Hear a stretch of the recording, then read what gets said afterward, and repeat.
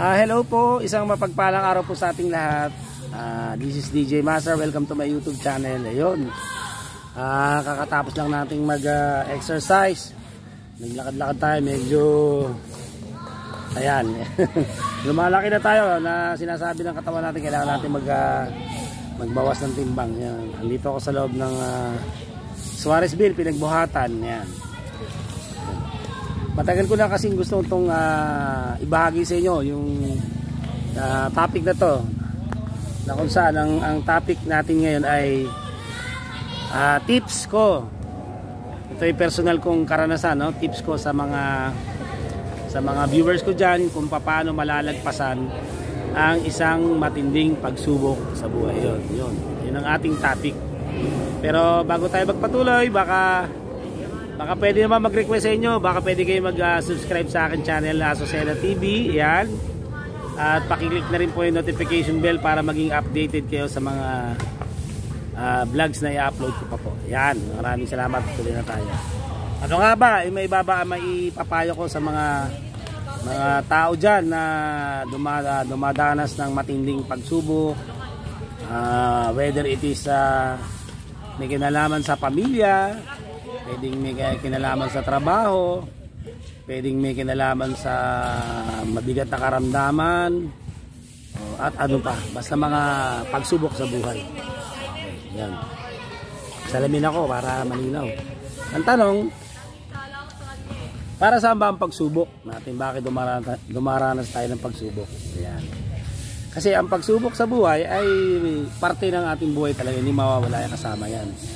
Kumbaga ayun yung mga test sa buhay natin na dadaanan natin. Kumbaga sa daan ay may mga lubak-lubak na kailangan natin pagdaanan para makarating tayo sa pupuntahan natin, no? Ang kailangan lang, ang tanong, paano natin dadalhin yung mga pagsubok na yun, paano natin malalampasan, no? So nasa sa atin yun. Sa akin, ibabahagi ko po sa inyo yung personal kong mismong naranasan, paano ako muling nakabangon, no, sa aking matinding pagsubok na pinagdaanan. Okay? So unang-una siguro ang may ipapayo ko sa inyo, katulad ng nangyari sa akin muna, no, nawalan ako ng trabaho, no? Nag-resign ako sa isang government agency po, hindi ko nababanggitin. Though ako'y permanent po, no? Ako'y permanente, pero may mga dahilan, hindi ko na po i-detalye yung mga dahilan na kung saan ito'y nagtulak sa akin para ako ay mag-resign. Nag-resign po ako, no? Kahit permanente po ako, napilitan po akong mag-resign sa trabaho. Napakahirap nun dahil siyempre may pamilya ako, may dalawa akong anak na bubuhay, tsaka yung asawa ko. Pero dahil nga sa pangyayaring yon na hindi ko na i-detalye, napilitan po akong mag-resign. Sa una, siyempre talaga napakahirap po, katulad noon. At saka nawalan po ako ng trabaho for about 7 months po, 7 buwan. Duriin nyo, napakahirap noon, no? Yung mawalan ka lang ng trabaho ng 1 buwan, ang bigat na 7 months. Meron pa akong mga maintenance na tinitake para sa akin, no? Dahil hindi naman tayo 100% ng ating katawan, may mga kailangan na tayo i-take na medicine. So napakahirap kung i-imagine ko, hindi ko rin ma-figure out kung anong gagawin ko sa buhay ko. Napakahirap talagang yung, siyempre may mga pagkakataon ka matulog, isip pa ng isip kung ano gagawin mo. May mga pagkakataon na sa sobrang depressed mo, na minsan nag-iisip ka na tapusin ang buhay mo. Pero hindi po yun ang kasagutan, yung tapusin natin ang buhay. Ang kasagutan kasi dyan, kailangan harapin natin yung problema. At ang problema kasi, kadalasan sa akin po, tayo rin mismo gumagawa ng ating problema. Siyempre tayo nagdidesisyon sa ating sarili. Kaya kung ano yung ating magiging desisyon, siyempre yung consequence, tayo ang magsasuffer. Okay. So ito ang una kong payo sa lahat ng mga dumaranas dyan ng matinding pagsubok. Katulad sinabi ko, alam ba, may problema sa pamilya, sa mag-asawa, sa anak, sa pera, sa trabaho, kalusugan, ano ba kung ano ang problema, mga family matters, kahit ano pa, marami yan. Ang unang-una, ang bagamat napakahirap niya, no? Talagang mahirap po talaga. Kung talagang aking i-describe, hindi ko rin ma-describe. Halos lumuha ka ng dugo. No, napakahirap. Pero ang kailangan diyan yung kailangan ng acceptance talaga. Kailangan tanggapin natin na nasa ganoon tayong sitwasyon. Tanggapin natin. Pasensya na po, hindi ako nakapagdala ng tripod kaya hinawakan ko lang po. So number 1, acceptance po talaga. Kailangan, wala na tayong magawa, andun na tayo. Kailangan tanggapin natin ng bukal sa loob natin, ng buong puso na ayun, nandun tayo sa ganung sitwasyon. Kung ano may sitwasyon na pinagdaraanan. Though napakahirap po, hindi madali siyang sabihin, no? Napakahirap. Pero ayun talaga ang dapat mong gawin kasi mas mahirap kapag hindi mo siya matanggap, lalo mas mabigat. Kailangan tanggapin mo yung kung ano yung sitwasyon na pinagdadaanan mo. Mahirap man yan, kung napakahirap, kailangan tanggapin mo. Okay? So number 1 yun. Ayun ang ginawa ko, tinanggap ko. Though talagang hindi siya ganun kadali na magpa-flashback sa isip mo, pabalik-balik. Bakit ganun ang ginawa ko? Ano ba nangyari? So tanggapin. Tapos siyempre hindi mawawala yung panalangin. Napaka-importante po. Kailangan magdasal ka ng taimtim na panalangin, no? Na bigyan ka ng wisdom ng Panginoon, na i-guide ka, bigyan ka na mag-guide ka sa iyong gagawin. Kasi ang Diyos din ang magbibigay sa iyo ng direksyon kung saan dapat ka pumunta. So kailangan, napaka-importante. Hindi po solusyon yung iinom ka ng magpapakalasing ka o gagamit ka ng pinagbabawal na gamot na droga o pupunta ka kung sa mga anong bagay na pansamantalang yung mga para maaliw ka kung ano man yun. So hindi po yun ang solusyon talaga. Magdasal, magkataimtim na panalangin, tayo'y magpakumbaba sa Panginoon. Kung tayo may mga nagawang pagkakamali o kasalanan, aminin natin. Humingi tayo ng tawad sa ating mga pagkakasala. Kasi kung laging isisisi natin sa ibang tao, talaga mahirap, no? Ako, katulad niya, nararamdaman ko yung pag bumabalik sa isip ko, yung pinagdaanan ko, parang hindi ko maiwasan na yung andito sa dibdib ko, syempre, no? Okay? So number 1, acceptance. Kailangan tanggapin mo. Kahit mahirap, tanggapin mo na yun yung sitwasyon mo. Hindi mo na maibabalik yung kahit anong gawin mo, hindi mo na maibabalik. Tapos na andun na. Tapos manalangin ka ng taimtim na panalangin, talaga makipag-usap ka sa Panginoon, yung heart to heart talk ka sa Panginoon. Sabi ron sa hindi ko ano ba yung version sa Bible yung sinasabi, ay lang isa sa lagi kong nire-recite yung seek first the kingdom of God and His righteousness and everything will be added unto you. Sa Tagalog, unahin mo muna ang katwiran, no, at ang kaharian ng Diyos, at ang lahat ng iyong pangangailangan ay ipagkakalob sa inyo. Huwag nyo kunin siyang literal na ipagkakalob. Ibig sabihin, sa lahat ng ating gagawin, uunahin natin muna ang Panginoon, i-acknowledge natin siya. Lagi tayo mananalangin kung ano ating gagawin o magiging desisyon sa buhay para i-guide niya tayo. Unahin na pagising sa umaga, magdasal agad tayo, unahin natin ang Panginoon para sa buong araw mag-guide niya tayo, pagpalain tayo. So napaka-importante nun, no?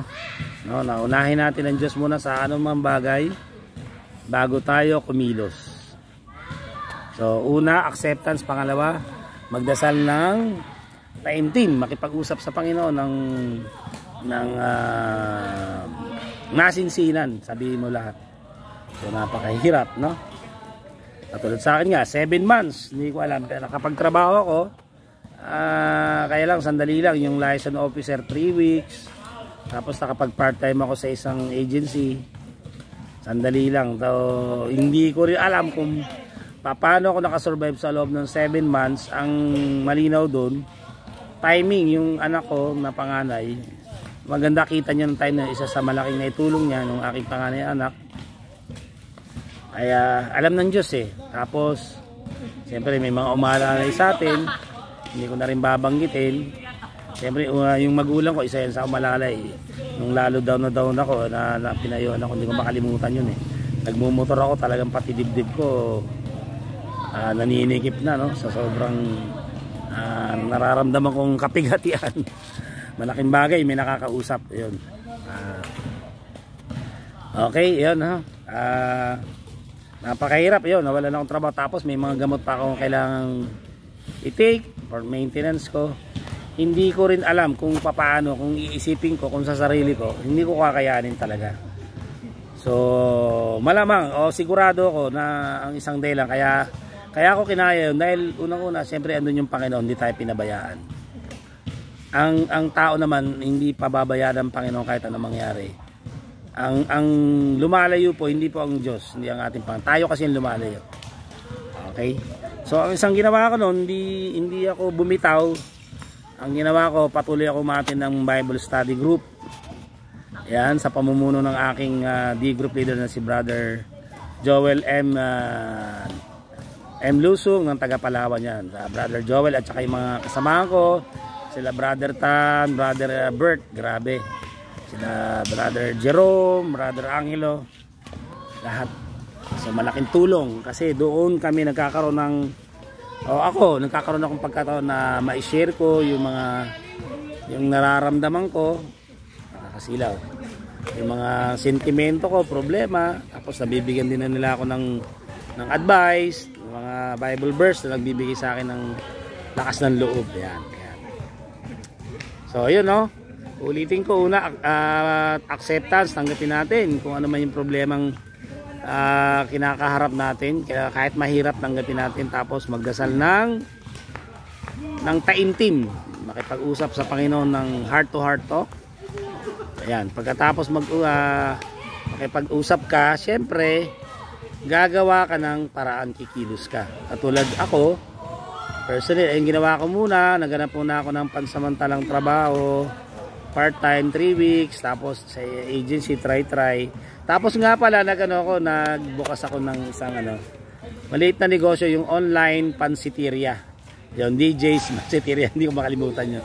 Ayun nga, may mo-order sa Facebook, pinopost ko, tapos pag may mo-order, mga kakilala ng misis ko, ayun, mo-order, pinagluluto ko. Kaya lang, natigil din ako dahil nung mahal yung sibuyas, no, kasagsagan, mga ricado, mga repolyo, kaya parang lugi rin, pero at least naranasan. At saka pala yung misis ko, nagkatrabaho rin siya ng though hindi tuloy-tuloy, pero project based, pero malaking tulong yun na pang-alalay. Kaya alam ng Diyos alam ng Diyos kung paano ka rin, paano ka makakasurvive. Yun.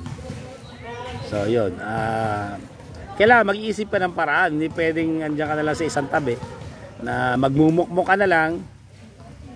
Kailangan talaga harapin mo yung problema, lumabang ka sa buhay, mag-isip ka ng paraan, kumilos, grabe. Tapos yung dati kong pinagtatrabuhan, ayun, kailangan ko pa para ma-firman yung clearance ko, kailangan ko pa magbayad ng napakalaking halaga, 25,400. Kaya isipin mo, sana makukuha nun. So may ginamit ang Diyos na instrumento para grabe, hindi siya madali talagang, kung babalikan ko lang, napakahirap. So yun nga po, for 7 months, ayun, tapos talagang try ako, tapos talagang pagtsatsaga, kailangan ng tiyaga, ng pasensya, mahabang pasensya, tiyaga, pasensya, sakripisyo. Tapos samahan mo ng panalangin, ng faith.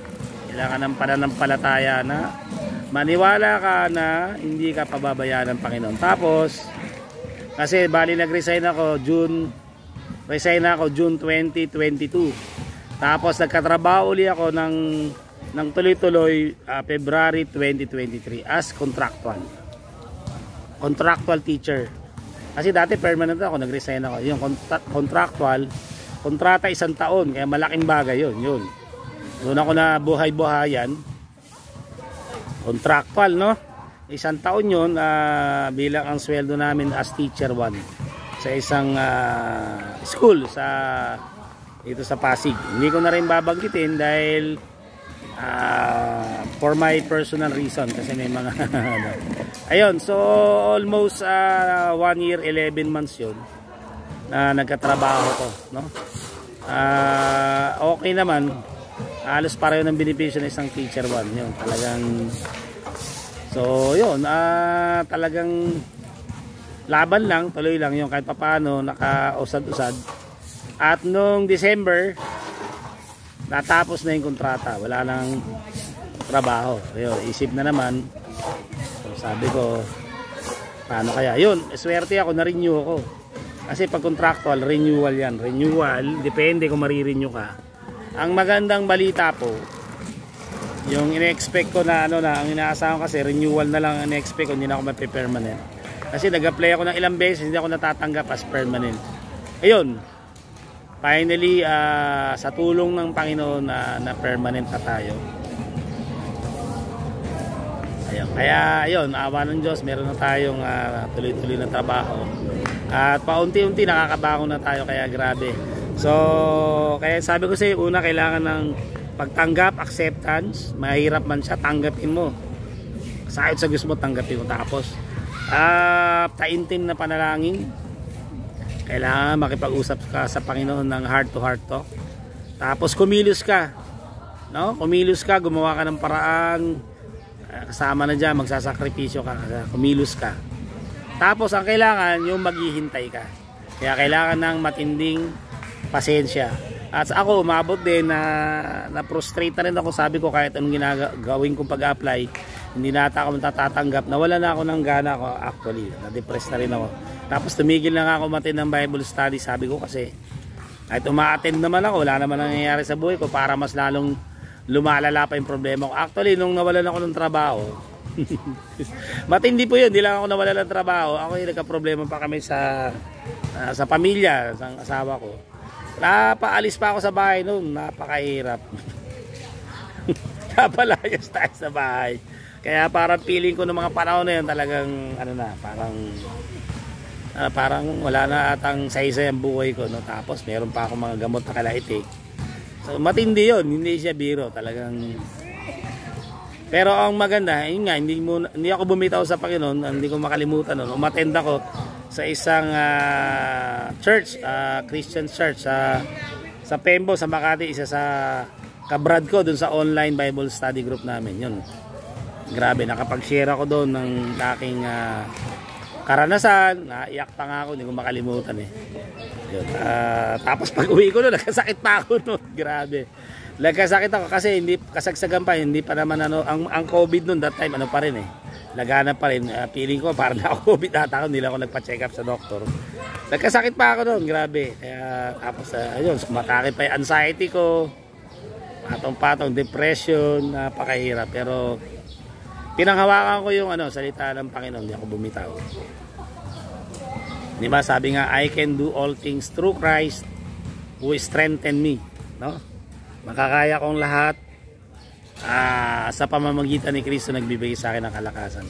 So yun talagang kailangan ng sakripisyo, ng mahabang pasensya, no? Para nangyari kay Abraham, though matanda na sila ni Sarah, ng asawa niya, pinangakuan sila ng Panginoon na sila bibigyan ng anak, no? Sa huli, tinugon din ng Panginoon yun, binigyan sila kahit matanda na si Sarah, asawa ni Abraham. Nagkaanak sila, si Isaac, yun ang anak nila. Pero mo, matanda na, menopause na, nagkaanak pa sa Diyos kasi yung imposible sa tao, siyempre sa Diyos walang imposible. So yun po, so kailangan ng pasensya. Ayun, naghintay ako, trabaho lang tuloy yun. Finally binigay din ng Panginoon after ilang mahigit, bali kulang 2 taon bago uli ako nabigyan ng permanenteng trabaho. Grabe. Kaya maraming salamat sa Panginoon sa pagbibigay sa akin ng panibagong second chance ko ulit na makapagtrabaho. Sa hopefully mga ilang taon na lang tayo kung loloobin ng Diyos, tayo makapag-retire na at kahit papaano makatanggap tayo ng pensyon na magagamit natin sa ating pangailangan. Sa ngayon, ang isa sa libangan ko bukod sa yun nga, yung trabaho ko, yung nga, yung pagbablog tuloy-tuloy. Sa ngayon, upon checking my YouTube channel kanina, 758, nabawasan tayo na isa, 758. Biriin nyo, isipin nyo, naalala ko 50 lang yung subscribers ko noong una, ngayon 758. Dahil yan sa patuloy na suporta nyo po, maraming salamat mula sa aking puso, maraming salamat sa mga sumusuporta sa channel ko na Azucena TV, yung mga subscribers ko, yung mga viewers, maraming salamat. At hindi ko po magagawa ito kung wala ng suporta nyo. And of course, my family. Ayan, salamat. Dahil sa inyo, ako'y patuloy na nagpupursige na gumawa ng mga vlogs na kapupulutan nyo ng aral na may katuturan po. Yan. Salamat. Hopefully, this year, makuha na natin yung 1,000 subscribers. Kasi isa po yan sa requirement para ma-monetize ka. At syempre yung views, ayun na medyo mabigat, ayun ang bubunin natin. 4,000 watch time hours. Yan, mabigat yun. So, yun. Ang kailangan, ulitin natin. Yung mga dumaranas na matinding pagsubok, acceptance, kailangan tanggapin nyo kahit mahirap kung ano man yung sitwasyon na meron kayo. Tapos, manalangin ng taimtim. Pakipag-usap sa Panginoon para mabigyan ka ng guidance, ng lakas. Tapos, kumilos ka. No? Kumilos ka, gumawa ka ng parang kahit ano pa yan. Basta kumilos ka, hindi pwedeng diyan ka na lang sa isang tabi. Labanan mo, kahit ano pa yan, kahit mahirap talaga. Kahit lumuluwa ka na, labanan mo. Tapos, kailangan ng mahabang pasensya. Pasensya.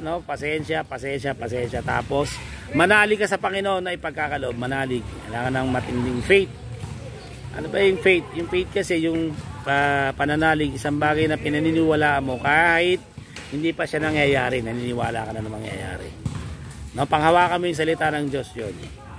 Kung may pagkakataon, ma-attend kayo sa isang Bible study group o ma-attend kayo sa isang church na makakapagbigay sa ng spiritual guidance, humingi kayo ng payo sa mga makakatulong sa iyo, alam mo, mga pastor o kahit priest, makakapagbigay ng payo. Lahat yan makakatulong. Okay, pasensya. Tapos yun, ang manalig ka sa Panginoon, yung faith. Yun, darating yung araw na ipagkakalob din siya ng Panginoon. Yung nangyari sa akin po, yun, binigay din ng Panginoon. Kaya sa ngayon, siyempre hindi naman nawawala yung mga challenges sa buhay, kasama yan eh. Sa family ko may mga challenges din, pero hindi dapat yung maging dahilan para tumigil lang ang ikot ng ating buhay. Kailangan ma-enjoy natin, i-enjoy natin yung bawat biyaya na pinagkakalaman, maliit man yung malaki. Yung pagising lang sa umaga, yung bigyan kang panibagong buhay ay malaking biyaya na po. Ano? Dapat ma-appreciate mo yung magpasalamat tayo. Yung sa araw-araw na pagkain na meron tayo, ating dinadamit natin, no? Katulad kami, yun, na-enjoy namin ang buhay, kakatapos lang namin nag-minutro yung bagyo. So nagpapasalamat ako sa Panginoon sa kalakasan na binigay niya, kasi hindi ko magagawa yung kung sa sarili ko lang. Ramdam ko na binigyan ako ng lakas ng Panginoon. Tapos yung determination ko, dahil pangarap ko talaga motorin ng bagyo. Tapos yung mindset, iniisip ko noon yung ano lang, ini-enjoy ko lang kahit mahirap, ini-enjoy ko lang. At tiyaga, sabi ko, hindi, makakarating din ako. Napakahirap. 254 kilometers from Pasig to Baguio based sa Google Map na ano, grabe. Bumalik pa kami. Ganon, katindi, nasa 500 plus kilometers. Mahirap, sa mahirap uli, pero nagawa sa tulong ng Panginoon yun. Grabe. So yun lang po mga sa mga nawawalan ng pag-asa, huwag kayong mawalan ng pag-asa. Habang buhay may pag-asa, may Panginoon tayo na hindi nakakalimot. Nakikita tayo, naririnig tayo sa lahat ng ating mga hinaing. Alam ko mahirap yung pinagdadaanan iba sa inyo dyan, pero manalig tayo. Kaya ulitin ko po, bilang recap natin, review natin. No? Okay, unang-una, kailangan ng tanggapin natin yung ating sitwasyon. Kahit mahirap yan, tanggapin natin ng bumbo, no? Kahit mahirap, tanggapin mo. Kailangan ng tanggapin mo. Tapos manalig ka ng taimtim. Manalig, makipag-usap sa Panginoon, mag-usap kayo ng masinsinan. Tapos kumilos ka. no? Gumawa ng paraan, kumilos. Tapos kailangan ng mahabang pasensya, no? Pasensya. At kailangan ng pananalig, faith, na ibibigay rin sa iyo ng Panginoon darating yung araw na ipagkakalob sa iyo kung ano man yung hinihingi. At maniwala ka, mangyayari. Makakaahon ka. Ayun po. Ayun ang aking may babagi sa aking base sa aking personal na karanasan. Ayun po. Kaya sana po ay may napulot kayong kahit papano na aral sa aking kwento ng aking buhay, si DJ Master. Maraming salamat. Ayun, kanina nagano ako shinare ko yung aking putahe, yung ginataang tilapia, napakasarap. Ginataang ko yung tilapia, nilagyan ko ng talong at saka pechay. Tapos siling berde, siling labuyo, luya, sibuyas. Ginataan ko yung pangalawang gata muna, tapos pampinali yung punong gata. Tapos alagyan nyo na ng konting asin, saka paminta, pampalasa. Maniwala kayo, patok na patok. Kaya yung mga gustong matuto magluto, pakicheck nyo po yung channel ko, Asocena TV. Marami kayong matututunan ng mga practical na pagluluto. Hindi na kinakailangan gumastos pa ng malaki. Pwede kayong makakain ng masarap at masustansya na hindi kayo gagastos ng napakalaki. Hindi nyo kailangan pumunta ng restaurant para makakain ng masarap. Tapos makikita rin sa channel ko yung mga lugar na pwede nyo pasyalan. Yan, marami na kami. Nagpunta na kami sa Lokbang, Quezon, siyempre sa Tagaytay, pabalik-balik na tayo sa Talisay, Batangas, sa may malapit sa paanan ng Taal Lake. Lukban sa Infanta, Quezon, napakalamig diyan. Naku, mas matindi pa, mas malamig pa sa Baguio. Tapos sa Marilac, sa Tanay, madalas tayo sa Tanay. Tapos nakatry na tayo sa Kebyang Tunnel, Ternate, boundary na Sugbo, yung mga kainan. Grabe, marami na tayong napuntahan.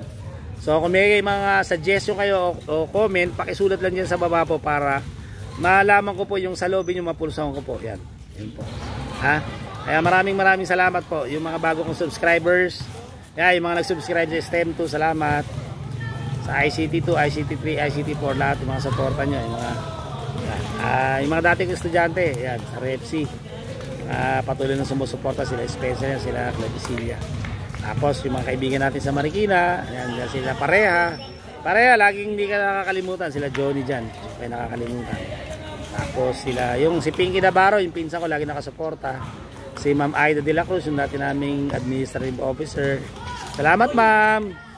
Shoutout sa akin nating principal, kay Sir Gonzales, Sir Jogod. Ingat po kayo lagi, stay healthy. Tapos kay Lokel, lagi na si Lokel, kay Lokel, dati kong co-teacher sa REPSI na nasa Romblon na, yan. Kay Sir Rinata, yan, nakasuporta sa atin, Sir Rinata, yan. Christopher, sa REPSI nagtuturo yan, yan. Kay Ma'am Janice Tabangan, yan, nakasuporta sa atin. Salamat. Walang hanggang pagpasalamat. Siguro konting tiis na lang, konting kembot na lang. Ayun, marireach na natin yung 1,000 subscribers. Tsaka sa aking mother, yun lang, enjoy lang tayo sa buhay. At mapalad kayo, yun. Blessing yun na nakauwi-uli kayo sa Bicol. Salamat sa Panginoon, tsaka sa mga taong nagmamalasakit sa inyo. Maraming salamat. Ayun, tsaka sa mga utol ko, shout out kay Joel, yan. Kay Utol, Manny, yan. Shout out sa aking anak na si Lovely Daphne Asocena. Hello. Tapos sa aking siyempre ever supportive na may bahay, si Madam Joanna Paulita Asocena. Kay Nanay Raquel, Rob Brigado, kay Nanay Pininger, Tatay Ramon, lahat yan. Kay Paring Tonyo, lahat. Kay Nad, yan, kay La Pinky, nakasuporta. So, pasensya na, hindi ko na mabanggit dyan. Maraming salamat. Sana po ay may natutunan naman kayo sa episode na ito. Siguro ano ba yung iiwan ko na lang na ayun, yung verse na sa Philippians yun, no? 4:13 ba yun kung di ako nagkakamali? Yun, I can do all things through Christ who strengthen me. Magagawa ko ang lahat sa pamamagitan ni Kristo nagbibigay sa akin ng lakas. Walang bagay na hindi natin magagawa sa tulong ng Panginoon. Laban lang tayo, laban lang sa buhay at enjoy natin. Ayun, pasamantalang papala po si DJ Mag, nagsasabing laban lang. God bless you all. See you on my next vlog. Bye.